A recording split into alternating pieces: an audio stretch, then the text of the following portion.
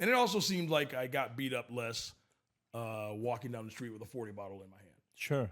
Like, I don't know if gangs just, respect alcoholism, but, it just seemed like people gave me respect because I had a 40 bottle. Now, Right. whether that be my own disease, a little bit of the truth, who fucking knows?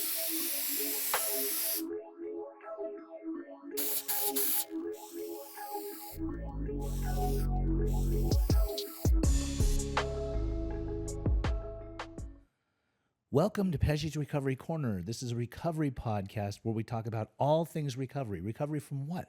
Recovery from alcoholism, recovery from addiction, and mental health.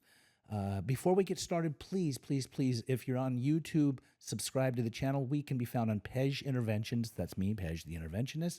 And it's Pesci's Recovery Corner. Also, like, share, show it to lots of people. We want to try to save as many lives as we can by having guests on. And today we have a very special guest. It's my good friend, Paxton Dickerson. Welcome to the corner. Thank you, my sir. So good to have you. I'm so back. enthused to be here. Yes. And usually I dress down for this podcast. I dress chill, but because Paxton is the best dressed man in Southern California, in the recovery world, and just in the world. Oh, go this on. man, I'm telling you right now, when I first met... Seriously, go on. I'm telling you, I am. Well, I'm going to up-talk you right now. First time I saw you running a group, I walked by, I'm like, this was in a rehab, right? He was running a group, and I was like, who is this man dressed in a three-piece suit? And they're captivating his audience. So welcome to the corner. I'm so happy to have you. Thank you. This is great. Again, because you were on here a long time ago. Yeah, a long time ago. God, how long was that? It was about 3 years. Yes, 3 years yes, ago, yeah. yes. So, Paxton, let's delve into your past. Who is Paxton? Where were you born? Where were you raised? What's your story? Sure. All right. Well, I was born in Hanover, New Hampshire. Okay. Right. My dad was a professor, and my mom was a model and a ballet teacher. Okay. Before I came and ruined all that because Yeah. motherhood, ballet doesn't really make What happened no more? No. Yeah. And so we lived there for a while, and then, Bradford, Vermont, lived in Philadelphia for a while, lived in Northville, Minnesota, and then Rochester, New York. And your dad was teaching like all these different places, Yes, moving around? my dad taught at Dartmouth and Carleton and Oh, wow. U of R. Yeah, he was Major schools. Yes. Okay. Yes. My father, God bless him. He was one of those guys that was so smart he'd piss you off. Oh, wow. Like, he got a perfect score on his SATs. Mm. Who does that? Who telling does that? What's going on here? Wow. You know what I mean? And so that was him.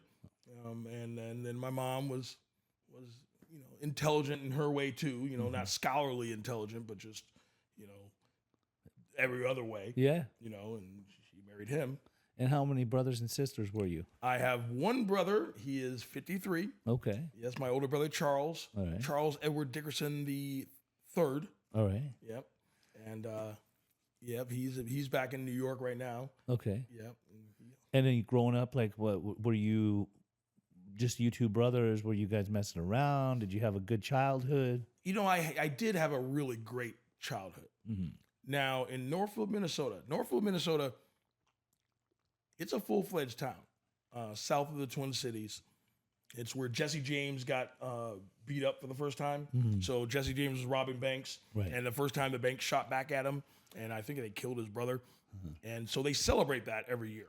Okay. Like, people dress up in cowboy and they up and down the street, horses, Yeah. and the motorcycle gangs come, and there's a carnival, and it's like a big thing for Northville, Minnesota. Okay. We were the only black family in the entire city. Really?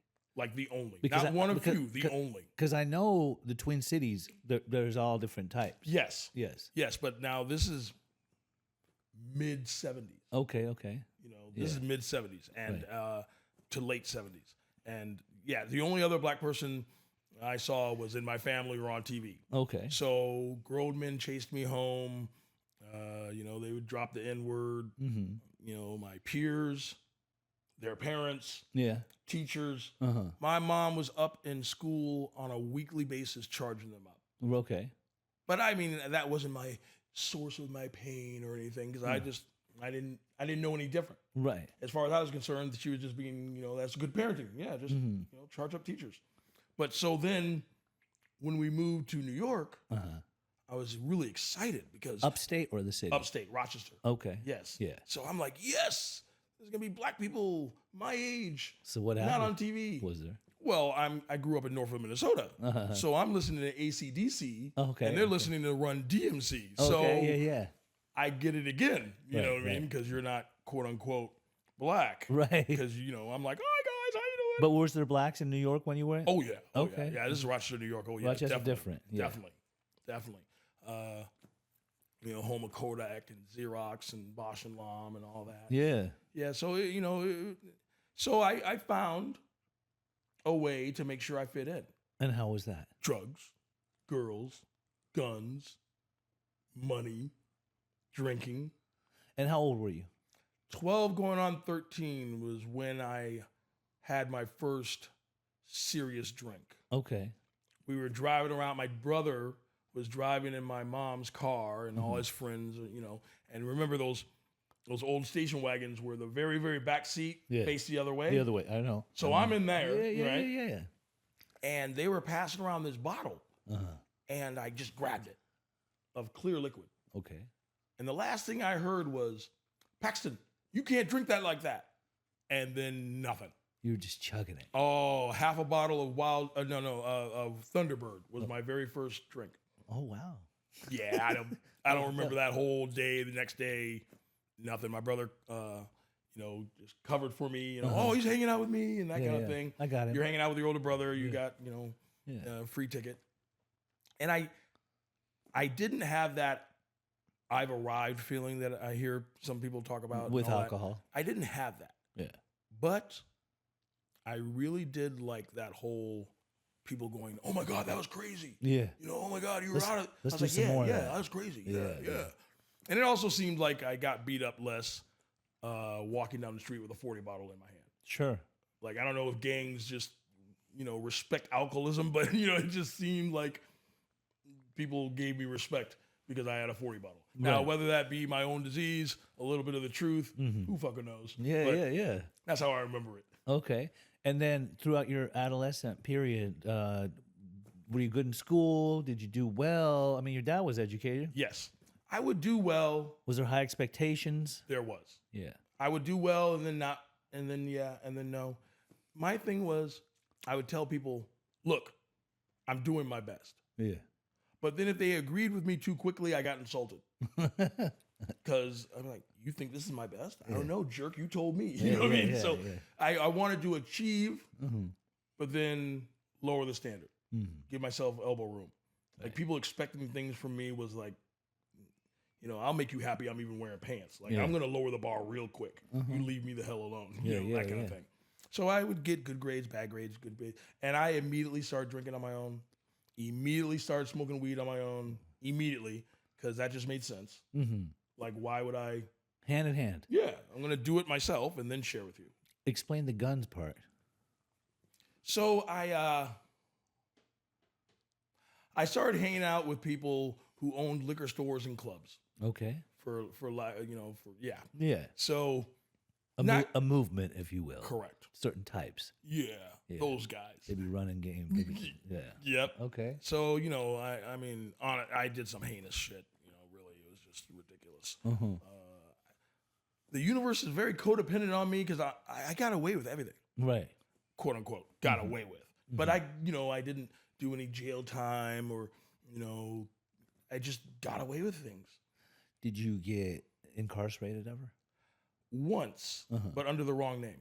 Okay. So you used Yeah, my full name is William Thomas Perry Paxton Dickerson. Okay. Now, this is before everything was, things were still on paper. So literally, I went through as Thomas Perry. Oh, okay. Yeah. So Thomas Perry, horrible guy. Paxton Dickerson, hey. Yeah, that's the guy right there. Did you finish school on time? So my parents sent me to McQuaid Jesuit High School, Okay.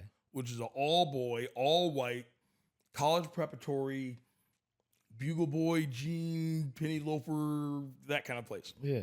And A preppy school. yeah, and I hated it. Yeah. because I was trying to fit in, Right. and this was not helping me fit in. No, you sound Now like it sounds like you were trying to fit in a lot everywhere you That was my main thing. imitating your atmosphere. Yes, sir. Okay. So here I look like a target walking up and down the street looking like a num-num. Yeah. So, but I got a really great education there. Mm-hmm. I did not graduate on time because I had unfinished detention. Okay. So they gave me an empty canister and then mailed me my diploma later on. Oh. And my father died right before I graduated. So That young? You Yes. were that young? yes, I was 18 when he passed away. And how old was he? 48. That's young. Yes, pancreatic cancer. Oh my Goes God. quick. Wow, I'm sorry to hear that. That's crazy. That's so sad. Yeah, you know, Were you close with him? very. Like, you know, I love both my parents, but my father, That was your guy. that was my guy. My father is AME, African Methodist Episcopal, Mm-hmm. and most of my family is. Right. But at a very young age, my dad knew I wasn't. Wasn't what? Wasn't AME. He just knew that was not me. Oh, So he you weren't fed gonna. me. You mean you weren't gonna follow in his footsteps? That church and that belief system. Okay. He just knew that wasn't me. So he fed me Okay. what he knew I needed. Okay. So at a very young age, I was writing sigils and studying glacial mythology, sacred geometry, alchemy, and he'd just feed that to me, and it was Right. great. But he didn't waver in his belief, Mm-hmm. but he just supported mine, which I don't know if I could do. Mm-hmm. You know what I mean? Like, that's pretty strong stuff to be able to do that. Yeah. I remember my grandmother, I stayed with her one summer, and she called him up, like, Charles, William is reading some weird books and drawing weird things. And he's like, you leave him alone. He knows what he's doing. Let him be. Yeah, you let him be. Yeah. So that's how my dad was. So all that to say, me and my dad were tight.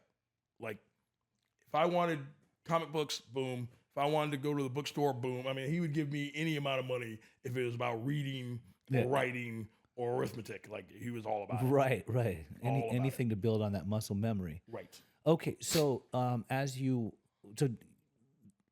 in finishing that school, Sure. how you did you go to? Was that a college or was that high? So high that school? was a eighth grade through 12. 12, and then did you go to college? So when he passed away, I decided to go to Lincoln University, Okay. which is outside of Philadelphia, All right. which is where all my uncles went. Mm-hmm. My dad went. My dad taught at. My dad taught one of his youngest brothers at, and my brother was born there. So I went there because that's like shoo-in. Yeah. And they were very, very, very excited to have Dr. Dickerson's son there until they realized that I was nothing like Dr. Dickerson. I treated that place like a block on the corner. Were you using and drinking? Oh my goodness. I always say I went there, I peed on the place for 2 years and left. That's basically what I Is that how long you Oh, lasted there? Yeah, 2 years. yeah. They're And like, left and went where? sir, you got to go. Where'd you go? I went back home, And back to Rochester, New York, and university dropout. drop out. And my mom said, you know, what the hell are you going to... Now, I did go to the Woodrow Wilson Diplomacy and Policy Program. Mm-hmm. So I did finish that. Right. That was a year. You were handpicked to do that, and that was great and all, but, you know, I don't use any of that. Yeah. International law, diplomacy, what, huh? You just know. got educated in it. Yeah. All right. So then when you went back to your mom, then what? So I remember, actually, much like this, Mm-hmm. sitting in the living room, and she looked at me and she goes, well, that was my play. What's your play? As in, what are you going to do with your life? Yeah. She paid for my college in cash. What When I say next? cash, I don't mean a check. I mean, like, that was her deal. She's newly widowed. What's up now, buddy? Mm-hmm. So I did random jobs here and there. I actually got a job for the New York State Task Force Against Violence. Wow. I became a conflict resolutionist and a dispute settler. Don't ask me how. While you were actively using and drinking? Oh, yeah. I don't remember anything I said ever. You get in an argument with your neighbor, Uh-huh. and you're either going to go to jail or come talk to me for an hour. Okay. So you're like a counselor Basically, at that time. like a crisis counselor. crisis You counselor. know, I remember sitting in a big room with the mayor and the police chief, Wow. and I'm high. How you old? know, How old were you then? 21, 22, 23. Okay. Yeah. Yeah. What other substances did you get into? Was it always just weed and alcohol, or did it become No. anything So heavier? I love, weed and alcohol were always my steady. Yeah. PCP on gunpowder, I found that. Oh yeah, You? that was yum delicious. Oh my God, I could never imagine you on PCP. Oh my goodness. People always go, well, why on gunpowder? I go, no, why PCP? Yeah, Start at the beginning. But yeah, so you crack the bullet, gunpowder, and put the PCP on there and snort it. And that's how you. Gunpowder? Yes, sir. Oh my God. That's what they do to pit bulls to make them crazy when they fight. And a human was doing this. A human, You. a human being, Acting inhumane. that's not even a drug. It's not. It's not like you get addicted. I can't even say you're addicted to it. It's just like you want to do it. Right. It's not like you're like, hey, It's not. let's get some PCP and go to the club. As if PCP already doesn't make you crazy enough within, and then you do it with that. So, besides PCP and all that, anything else? Oh Any yeah. other So then I substances? found powder cocaine. Why am I not surprised? Oh yeah. I'm Persian. You're black. We always loved our cocaine. We love the cocaine. We loved I mean, it. honestly, I really never liked it. Yeah. I just like the smell of it. Okay. Oh, right? That's a good one. You knew that was coming, right? Ah, So, but yeah, anything up my nose. yeah. Yeah, opium, snort opium. And there was opium during those times. Yes. Again, Persian. Me. Right, We were right, doing opium. right. I know you were. And doing opium, meth too. and anything up my nose. I'd snort Fun Dip. I don't care. Whatever. Right. Yeah, just I want things up my nose. Yeah. And do you think that you were filling a void by doing all this stuff? I mean, obviously, yeah. When I look back at it, it was Was that it was my navigational tool. It helped me do these heinous things I was doing. right? I mean, I wasn't raised this way. No, I was gonna say. I wasn't trained to do this. Do you think so- it was acting out? Was it because you lost your pops? Was it because of certain circumstances throughout your life? Feeling I would love to say it was because of losing my father, but I was doing the shit before. yeah, you were already partying. So maybe, much like yourself, me growing up in Utah as a Persian guy, I mean, I got called the N word, but Yes. with a sand in front of it. Right, Like, that's what they like to you call said, yeah, Dune yeah. Coon and all these different types. And I was like, yes. but that was creative. I'll give you that one. Like that was good. I haven't Well heard done, that. well right? done. It rhymes. But so your using career, how did that take off? I mean, you were already using, Yes. but then in your 20s, did it become more? So I began selling it. Okay, so then And, slinging dope. Oh yeah. Yeah. And this in New York. yes, in New York Okay. and anywhere else I went. I lived in Nashville for a little bit. Okay. Did weird stuff down there, and then came back to Rochester, New York. What happened was, see, what happened was. Yeah. So what happened was, in 1996, Mm-hmm. I'm again sitting in my mom's living room, Yes.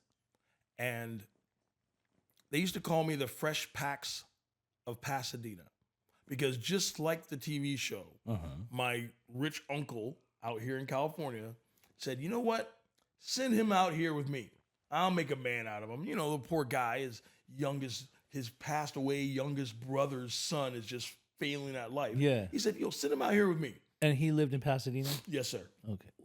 So and my mom's like, "All right, well, I'll buy him a plane ticket." He said, "Nope, you put his fucking ass on the bus." Bus? So Trailways from upstate New York to Southern California. It was at 3.5 days. Ooh. And I don't remember any of that. Were you high? Oh, the whole time. Had a big sack of mushrooms. Oh, I forgot that hallucinogens. Love hallucinogens. Love those too. Yeah, I'll lick a toad's back, shrooms, acid dip thing. What the fuck? All ever. of them. I don't care. Oh I'm trying to leave the planet Earth. Look at Toad's back. That's Never. so good. I never had a bad trip ever. People go, "Oh my God." I'm like, dude, I wanted people's face to melt. Yeah. Turned into a werewolf, saw a dragon, no problem. Right. Now, the real stuff scared me, like mail in the mailbox and the dude down the street. Right. That bothered me. Anything else, not a problem. Not a problem at all. Not a problem. So when you went to California and you showed up at your uncle's house, So my uncle, how'd that go? he literally sat me down in the kitchen, and he had a big book that I wasn't familiar. I didn't know what it was. Looking back, it was a book. It was a book of no. It was a book of checks. Oh, a big book of checks. And he looked at me and he goes, Paxton, I am so sick of you being in the red. What would it take to put you in the green? Give me the number. And I looked at him. I said, honestly, I don't know. And he closed the book. He said, you're a fuckhead. I couldn't even help you right. Right. I'd be throwing good money after bad. I could give you $50,000. You'd still be broke because you don't even know what the fuck's going on. He's so mad at me. Yeah. So by and by, I got a job with his son-in-law who cast movies. Okay. So I was casting movies and commercials with him. Now, granted, I am not the casting director. Yeah. I am not the actors. I am not the producers. But I'm in that, I'm in that flow. So I feel like I've arrived. Right. I'm ironing my shirt. And then later on that day, I see someone I just saw on TV. Like, that's crazy. So I really feel like I'm doing the deal. Now, granted, I don't have a driver's license. I don't have a car. I live with my uncle. But I get to coattail what I thought was important things. Right. Ooh, yeah, movies. And ooh, yeah, and eating Taco Bell with Jada Pinkett on the floor. And ooh, I saw LL Cool J down the hall. And ooh, ooh yeah. I'm from New York. So I'm like, ooh, I've arrived. This is the deal. This is the deal. That Cali life. Entertainment Cali life. Right. And my uncle found a joint on the ground one too many times. Said, nope, you got to go. Kicked you out? Boom, boom, bye. Where'd you end up? Well, he gave me money to buy an apartment. Of course, I didn't use that money for the apartment. He gave you money to get your own apartment? Yeah. What'd you use it for? Back of my nose. I sweat, peed, and threw up and shat out all that. And so I lived in my car. Whereabouts? Anywhere. Nice place to park. Pasadena, Altadena, South Pass, Irvine, anywhere. Yeah. Now, wait a sec here. Wasn't there a time when you were a host of a show? So, while I'm living out of my car, Right. I decide to walk into a Cheesecake Factory.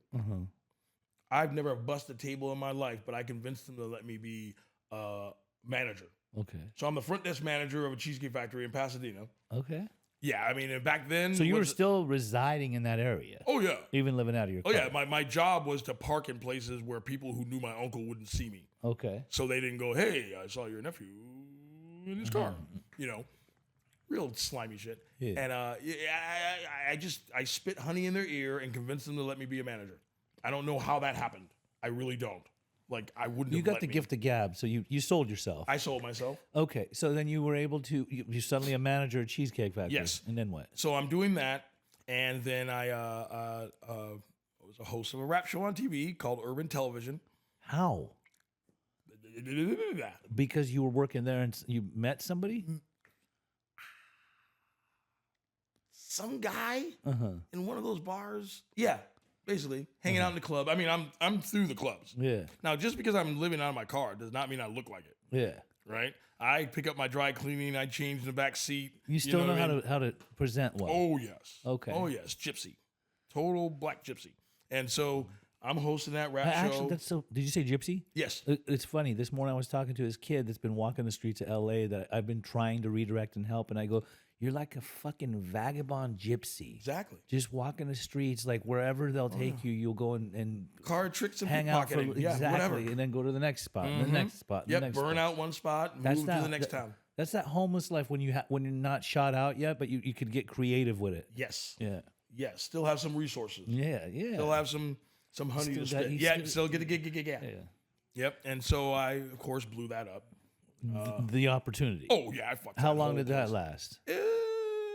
Months, Yeah. a year. Yeah. Maybe. Okay. Oh yeah, I owe Wu-Tang money. I owe Locks money. I owe Smash Mouth money. I owe Fish money. I mean, like I just great opportunities. You were working them. Oh yeah, oh yeah. Okay. We went to the Hollywood Athletic Club downtown, and I said, "When's your slow night?" Yeah. They said Wednesday and Sunday. Yeah. I said, "I'll pack this place." I saw ODB play there. Nice. I remember. Yeah, that's a good spot. Oh yeah. So then you say you could pack that. I place? packed the place. You could do that. Yep. You had those abilities. Yeah, I'll fill this place. Like promoter. You're right. Okay. Because back then, the publicist of artists would get just a bunch of money to use to promote their next single. And they had to use it for that single, right? And so, and if they didn't use it, they had to give it back. So I would say, hey, I'll get your artist in the Hollywood Athletic Club, right? And I'll interview them, and they do a little show, and I'll put it in a little VCR tape with some, you know, Swatch watch commercials, Joe the Boxer, cool skateboard. Nowadays, it would just be what you see on TikTok. You know, fall down the stairs, and someone says something weird and all that stuff. And so, and then what I'll do is I'll guarantee the place to get packed. I told Hollywood Athletic Club, give me half the bar, half the door. Right. So all this is free now. And then what we did was we contacted every single college in America. Every single one of them. And some of them are huge, some of them are little, but they have TV stations. Some of them just broadcast to the campus. Some of them broadcast the whole, you know, county. But they broadcast. Right. And these guys are, love you guys, they're nerds. That's what they do. They're students, right? So they're going to do this anyway. So I contacted each one of those and said, hey, if I guarantee you on a weekly basis to give you a tape, will you play it? Just sign this thing and say you'll definitely play it. So then we estimated potential viewers. Potential. So this whole thing is just free all the way around. And then I just inputted a little price for me here and there, like half the bar, or you know, Joe the Boxer, give me new jeans and I'll wear them on, you know, the thing to promote it. I remember one time I was interviewing Coolio, and I was high. And these girls they had my cocaine, so I'm watching them go in and out of the bathroom. So I'm thinking, damn it, they're using all my coke. So I'm paying attention to them, and I asked poor Coolio, I asked him the same question twice. He got so mad at me. And that dude's huge. Rest in peace. He's a big guy. And he slapped the mic out of my hand, stood up. He said, man, you know, trying to play with me, you know, that kind of thing. He almost beat me up. So you were fucking with him. Yeah, because I was. I mean, who's this skinny little weirdo, crackheaded looking dude asking me questions and isn't paying attention, and you know, who the fuck are you? And I didn't know, so I didn't have no answer for him. Who the fuck am I? So then, did you tank that opportunity too? Yes, blew that up.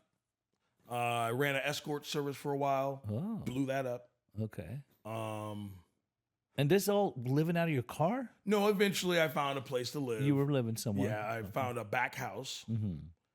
No, great opportunities, guy. In Altadena, he transformed his garage into a cool little cottage for his daughter. Because his daughter was pregnant, working, and going to school. So she had the baby, graduated from school, got another job. So he rented this back house to me for $500 a month. It's nothing. Nothing. You can work part-time at freaking McDonald's. And afford that. Yeah, that's nothing.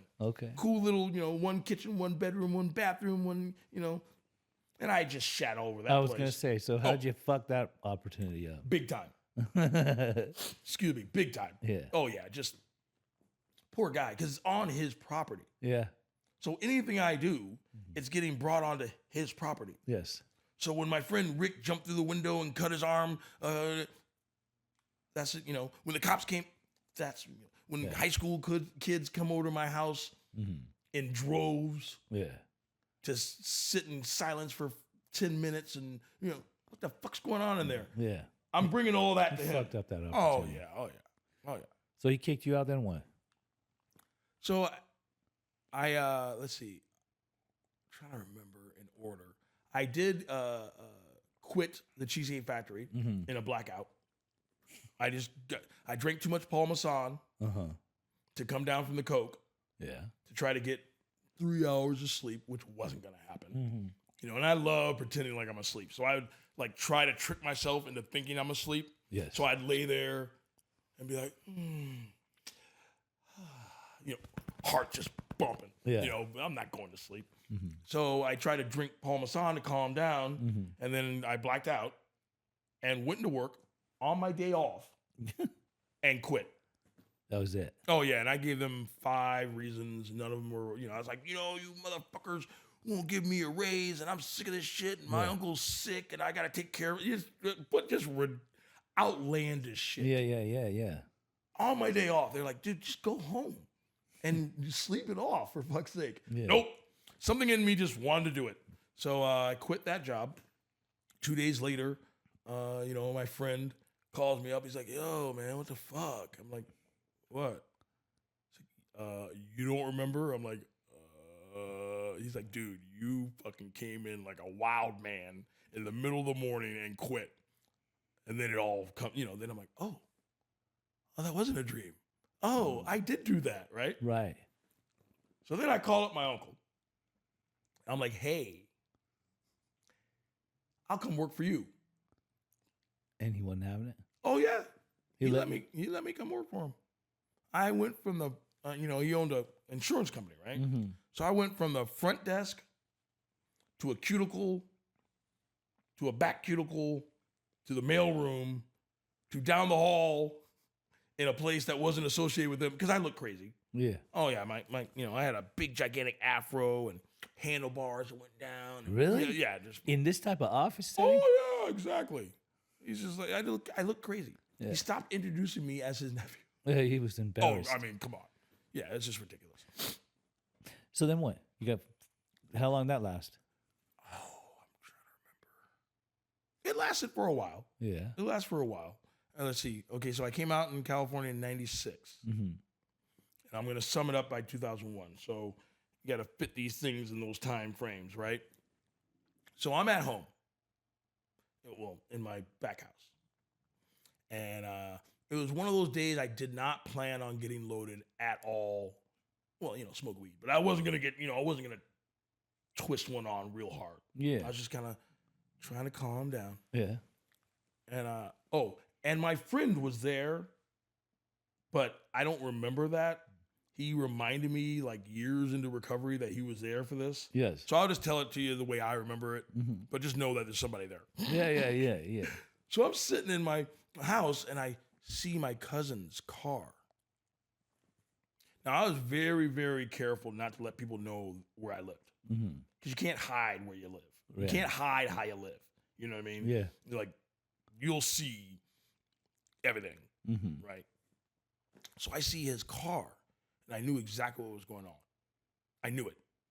So then I saw my uncle's car behind him. I'm like, oh, no, right? Yeah. So my uncle gets out of his car, and his mission was to get into my house. Like, literally, I tried to meet him in the yard, and he just, like, walked around me, went straight into my house, and it was just disgusting.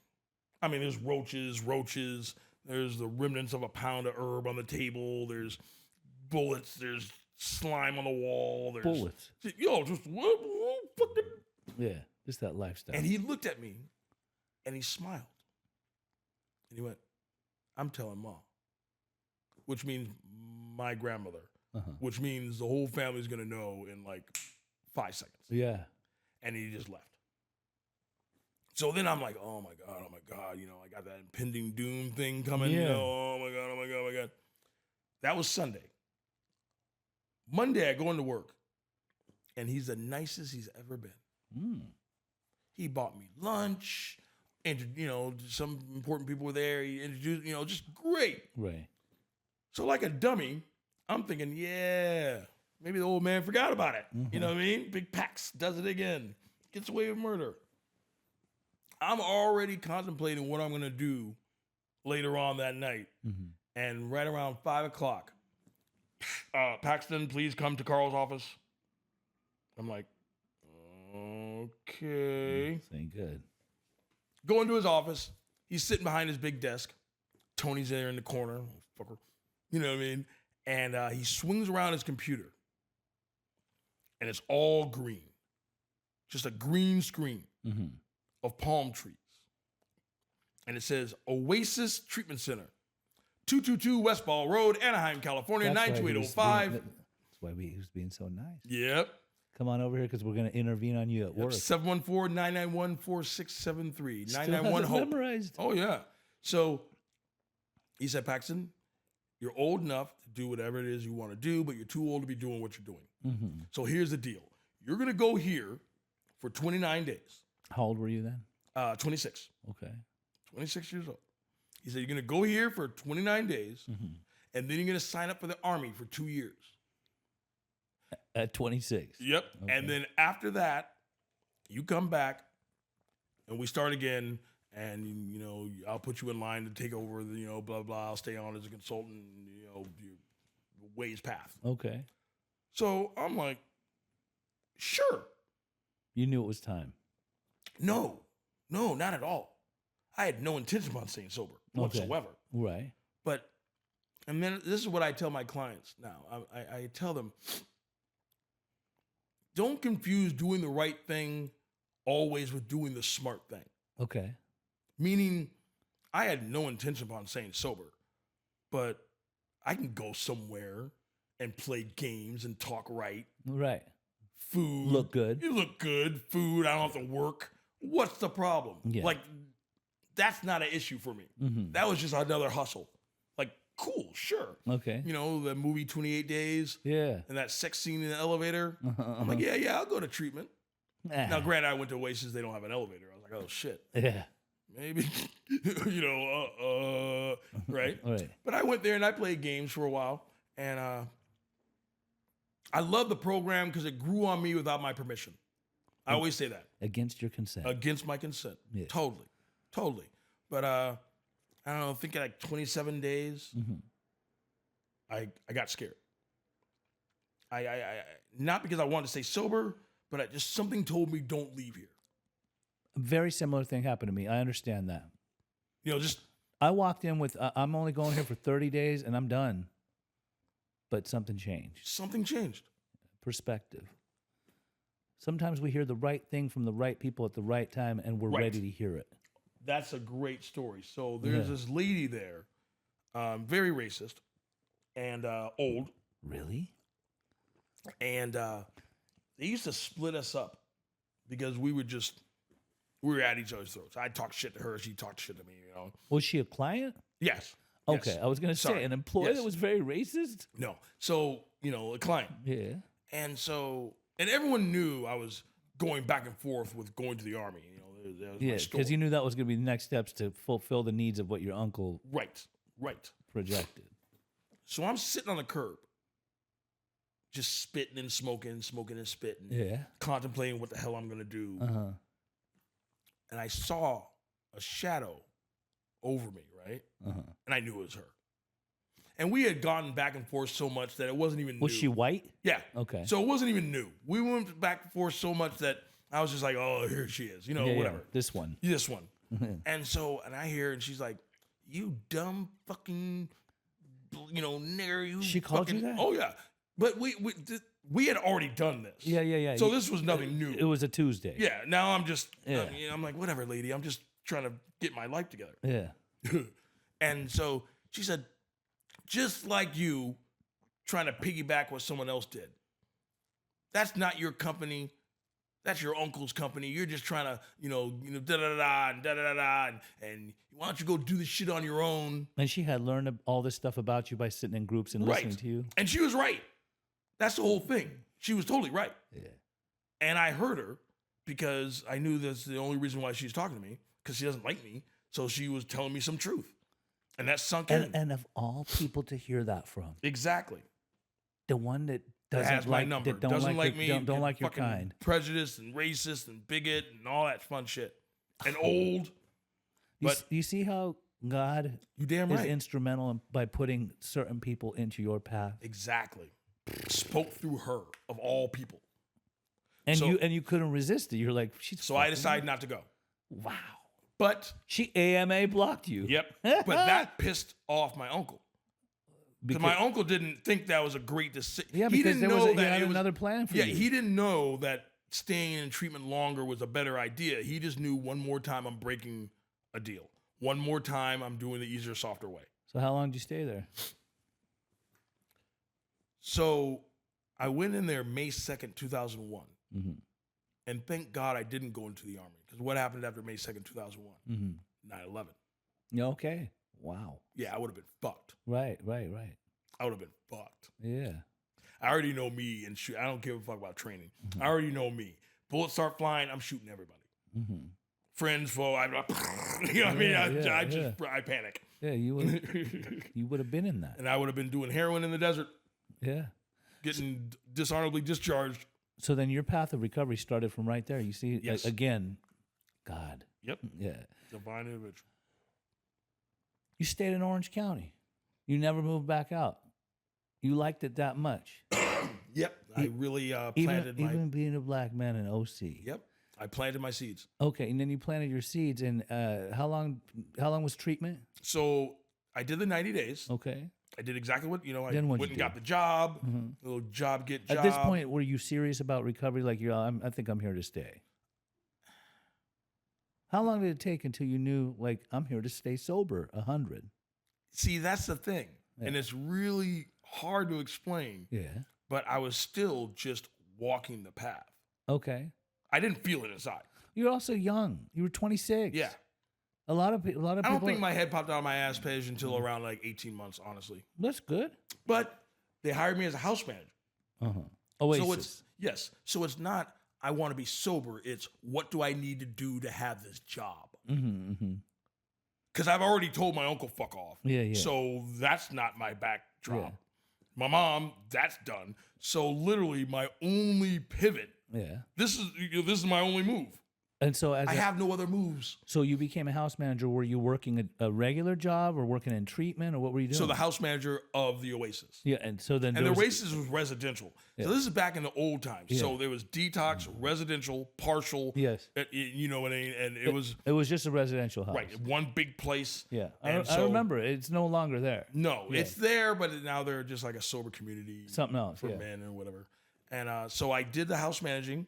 Then they hired me as a detox tech, and then the head of detox, and then as an intern counselor, and then a counselor, and then a clinical supervisor, and then the executive director. So now I run the joint. So you worked your way up from the bottom. Right. Like many of us that we start as the front lines. Right. Working on the front Techs, lines. house Techs. managers. Yeah. I was the same thing. I was a house manager. I was a tech. I did all that stuff. Okay, and then you worked your way into that higher position. That was at Oasis? Yes. The whole time? The whole time. So now my former counselors Yeah. are like either my coworkers and then eventually they work for me. Uh-huh. And they let me know. They said, Paxton, we just needed you. We knew you needed to be here longer. Yeah. So we gave you a job so the shit would grow on you. Here, wear a tie. Stick around. When really it was just kind of like an advanced IOP, really. Okay. Just, help people out. But don't go nowhere. So. And so when you got into this, have you always been a well-dressed man? Because you talked about when you were homeless or Yes. semi-homeless, like you were still taking your stuff to the cleaners. I was always. Do you think when you I don't like to say well dressed. I'll say I was always an actor. Oh, I got you. Because I will wear the Argyle sweater if I'm going to my grandma's house. I'll wear the hoodie if I'm on the block. Yeah. I'll wear a mesh shirt looking like Prince if I got to go to the club. That's my man. Yeah. So when you got into this directorial role, did you dress professionally? Now Oasis, every counselor had to wear a suit, and shirt and tie. Oh, nice. But I would wear suits. Of course you would. I'm going to do it. And I knew how to dress. My great grandfather always wore three pieces, and my dad wore bow ties all the time. So And that was already in my head. You went to a prep school when you were younger Right, too. had to wear There was a certain uniform. exactly. Okay, so that makes sense. So almost, and you know what? That's interesting. I never thought of that. So honestly, in my head, if you're doing something worth anything, you're wearing a suit and tie. You got to. That's what was in my head. That makes sense. That was already Presentable. in my head. Right. So sober, yeah, suit and tie. After Oasis and doing everything you did there, how did Paxton get into this person that you are now? I know you went and get educated. No, kind of, yes. So, what is that? I got a CCDC, Certified Chemical So that was Certified like the Chemical old Dependency school Counselor. KDAC. Old school. Yeah. You know, and so I got that. Just You went to be able school for that? Yeah, I went to Woodland Hills, Dr. Ruth Matheson's. You were going up there in person? Yeah, While living in OC? while I was already working at the treatment center. Okay. So literally, I was doing classes with people who were hoping to do what I had just done earlier that day. Yeah. You know, and it was crazy too because a lot of those people in those classes, they're trying to get free therapy for themselves. You know what I mean? Yeah. Or they're just who knows what was going on. Right. And so I did that, and then Oasis closed down. And I had always said there was an education class at the Oasis, 11 to 12. Right. And no one wanted to do it. It was a throwaway group. Education classes and rehabs are usually boring. Right. Yeah. It was a throwaway group. It was a handout or a film or just let them pick their nose or whatever. Yeah. And so I started doing that. I did it Running the class? Yes. So I did it so much people thought I was supposed to do it. Oh, nice. Because my uncle always said, you know, you go into a business, find something that no one wants to do that isn't your job to do and do it. Yes. Because now you're making yourself valuable, right? Yeah. People find value in that. Right. Right. So now I'm getting paid to create a curriculum. So I created a curriculum while I was doing it for the Oasis. And then when the Oasis closed, I said, you know, I just want to do groups. Now, this is before any outside contract. This is before Rock to Recovery. This is before yoga specialist. A long time ago, right? Yeah. And they said, Paxton, no one's going to pay you just to do groups. They have people that they make do groups if they work there. I said, well, watch me. And it didn't work at first. I went to a Balboa Horizons and I said, I just want to do your groups. And they're like, well, you got to be a case manager and have a caseload. Yeah. Which I hate. Yeah. I hate the notes. Oh my God, the notes and the doctor's appointments and following their case. All that bullshit. I was a case manager, so I understand. I hate it. It took a lot out of me. I mean, it took so much out of me. I didn't think at that point I was doing reflexology at least 2 times a week for my feet and my back and everything. And I loved group facilitation was my forte when I went to school. You're like me. I loved it. And a lot of people got a lot out of the groups that I would run. But then when I was case managing, it took the life out of me. Yes. I mean, it was to the point where I didn't even have it in me to like run groups anymore because I got to keep going and writing notes and all this shit afterwards. So yeah, I understand that. Well, that's because you're a good guy. So what I would do, because they let me do more groups. Right. Like I was doing 3, 4, 5 different groups at different houses and taking group because no one wanted to do them. They're like, yeah, let them do them. Yeah, let him do the groups. But then I just wouldn't do my paperwork. Right. So, I mean, like literally, I had people who went through all of treatment, left, and I had never done their biopsychosocial. Oh my God. I was like, I love doing a biopsych.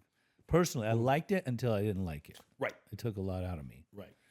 So you became a person that ran groups. So then, my first jump was there's another treatment center down the street. And they said, hey, we've heard about you. Will you talk to our clients? So it's still not groups, but I would do one-on-ones for them. Okay.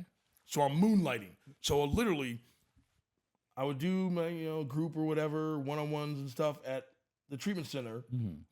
And then when everyone was smoking cigarettes, I would jump in my car, drive down the street, do a 45-minute one-on-one, then drive back, do my group.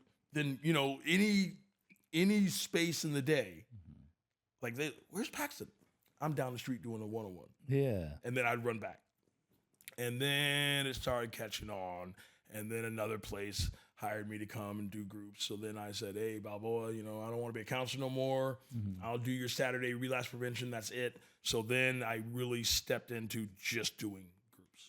And you created this model called Mechanics in Recovery. Yes, sir. Mechanics of Recovery. Mechanics of Recovery. And this is part of the curriculum that you were putting together over the years? Right. Okay. And then, and this is something that you teach in the groups? Yes. Okay. So, I mean, I call it Mechanics of Recovery. Really, it's just whatever comes out of Paxton's head. And there's a lot in that head of yours. I've listened to you talk. I mean, listen. For me, you've always been a person of interest. When I found out that you were a Mason, yes, sir. I was like, oh, from the type of masonry that I've learned about, you don't see a lot of blacks, if ever, that are Masons. But then you taught me that a lot of what people think Masons, what it consists of, Masonry, Totally different. is totally different. And so this has been, and you're part of a lodge. Yes, sir. You're very dedicated and I'm committed now a to it. 32nd degree. Right. Yes, Okay. sir. Okay. Yeah.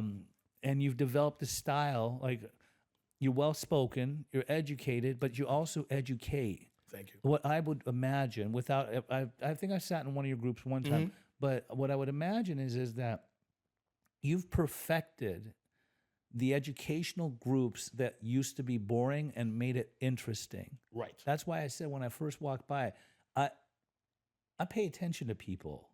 I pay attention to clients in people's groups and see who's rolling their eyes, Right. who's falling asleep, who's not What's interested. going on in there? Like Right. so, but I walked by this room and I saw you in there, and I thought either he's fake as fuck, or he's a real one. But I looked at the group of people around you, and they were very engaged.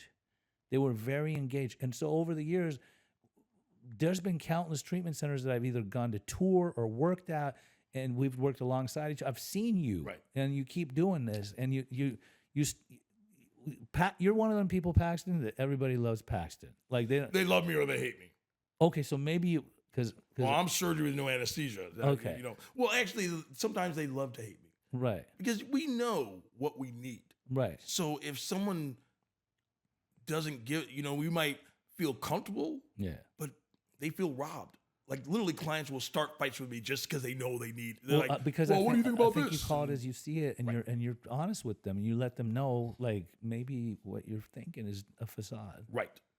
which is wonderful. I go at it. I go at it. And you know what? That could also be something that was taught to you at Oasis in the first place, because they were no nonsense there. They were very no nonsense. The owner, Jim, he's a good friend of mine still to this day. Yeah, That's the type of environment I got sober in.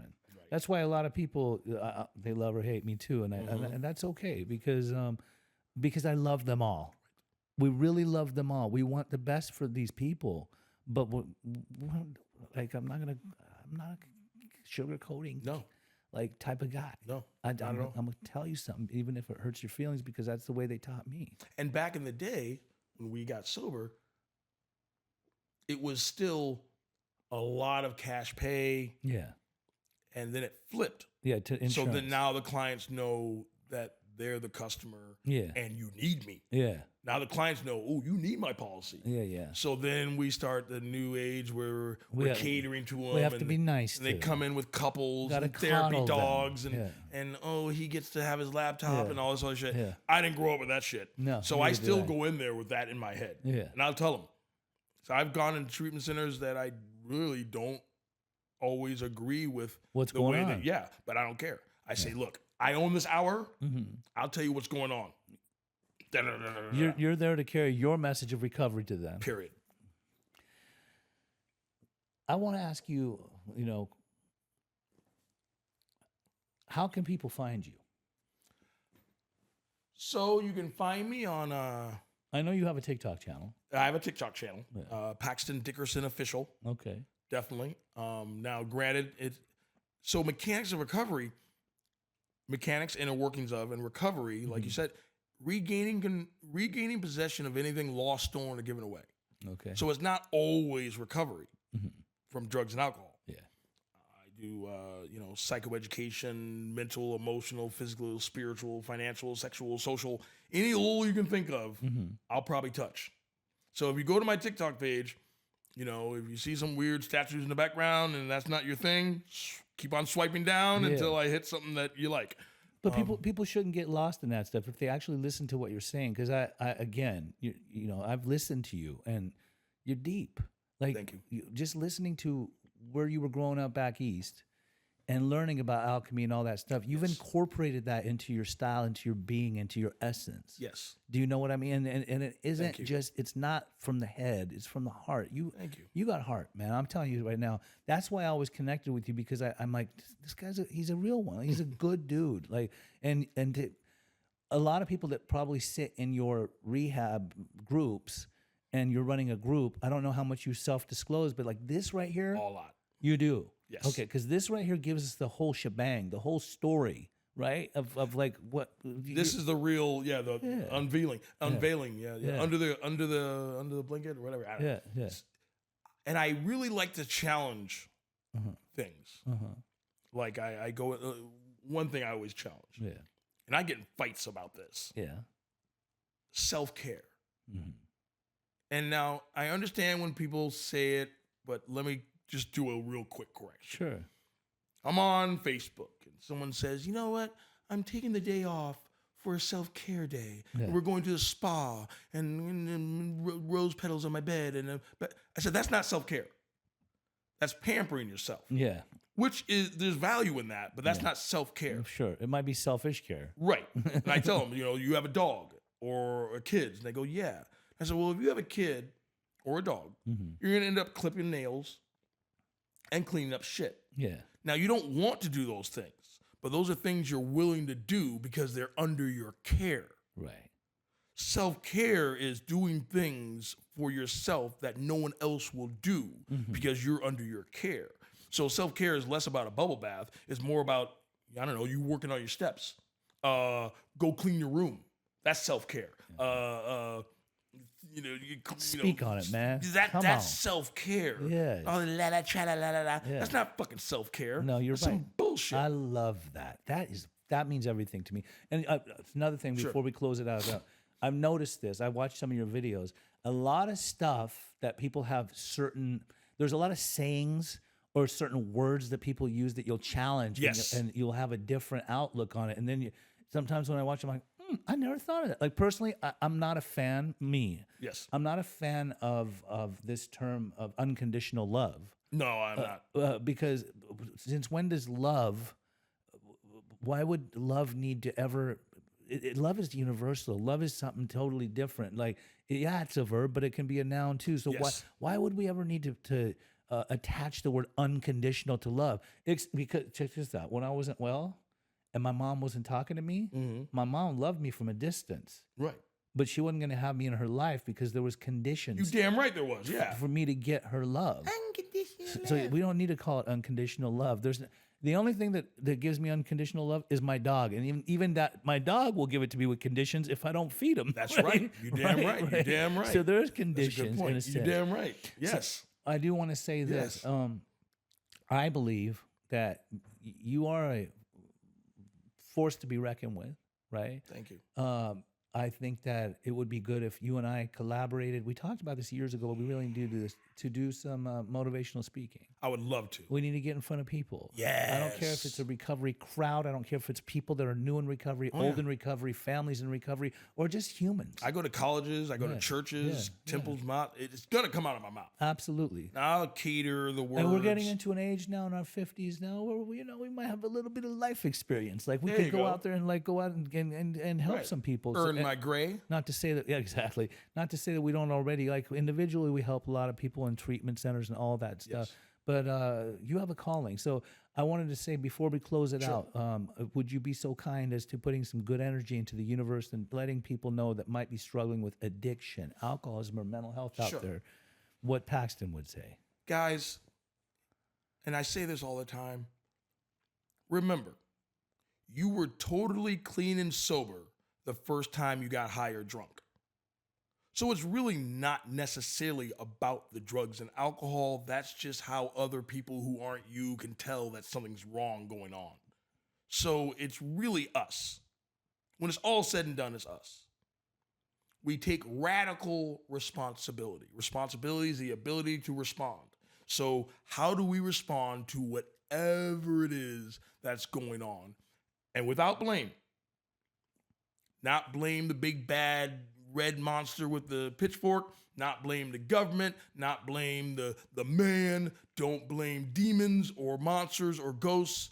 My mom always told me that the monsters under your bed are the shadows of the toys and the shoes that you shoved under there the night before. Clean up your room, watch the monsters go away. So what we're doing is we're cleaning. We're just cleaning, honing, cleaning, honing, and honing. And I want to say this, fuck anyone who said you were broken, and fuck you for listening. You're not broken. I know what people mean when they say that, but you're not broken. The universe doesn't make broken shit. God doesn't make mistakes. If anything, we have too much and we need to hone. That's what we're doing. We're honing, right? Like kintsugi. What is that? Highlighting flaws. Yeah. Like X-Men getting sent to the mansion to be able to shoot lasers the right way. We're honing, okay? And that's my message to you. So if you're feeling, oh my God, I'm broken. I understand you feel broken, but you're not broken. So let's work on this thing. Let's work on this thing. www.mechanicsrecovery.com. Come visit me. Find this guy. Pej is everywhere. Come find us. Come find us. Thank you so much for coming to Pej's Recovery Corner. And this has been another episode of Pej's Recovery Corner. This is a podcast. Please, if you're watching us on YouTube, you can always subscribe, like, share, and then we can also be found in any podcast platform. That's right. Until we meet again, thank you, Paxton. Love you. Thank you. I love you too, baby. Peace, brother.